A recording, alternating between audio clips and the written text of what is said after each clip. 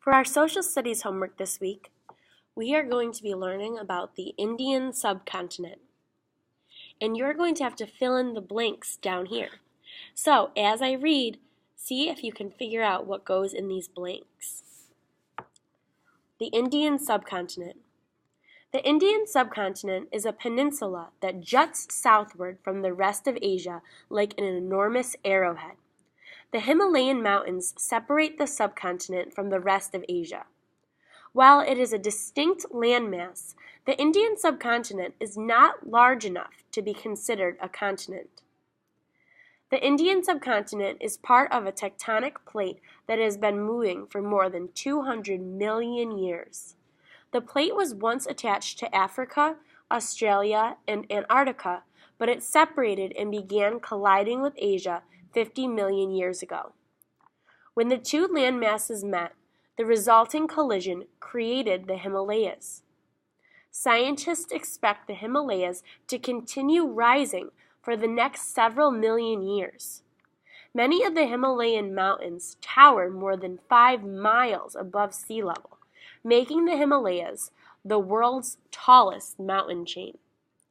Himalaya means home of snow because the tallest peaks of the Himalayas are always capped with snow.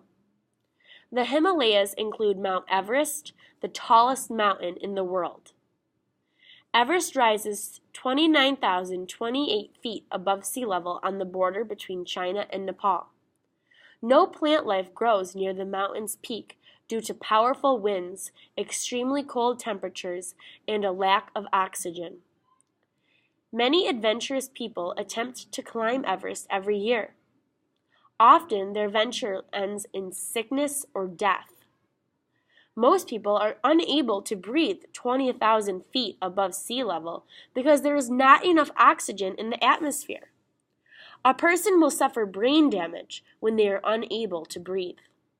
Clearly, the peak of Mount Everest is a place for only the hardiest of people. So now, fill in these blanks here, and at the bottom, you have a couple of short answer questions. The first one says, explain why the top of Mount Everest has an unpleasant climate. Unpleasant is like a not nice. So why isn't the top of Mount Everest the nicest place to be? What's difficult about it up there? And number 2 says, in 1924, George Mallory was asked why he wanted to climb Mount Everest. He replied, because it is there. Why would someone risk his or her life to climb Mount Everest? All right. Good luck. I'll be back with more.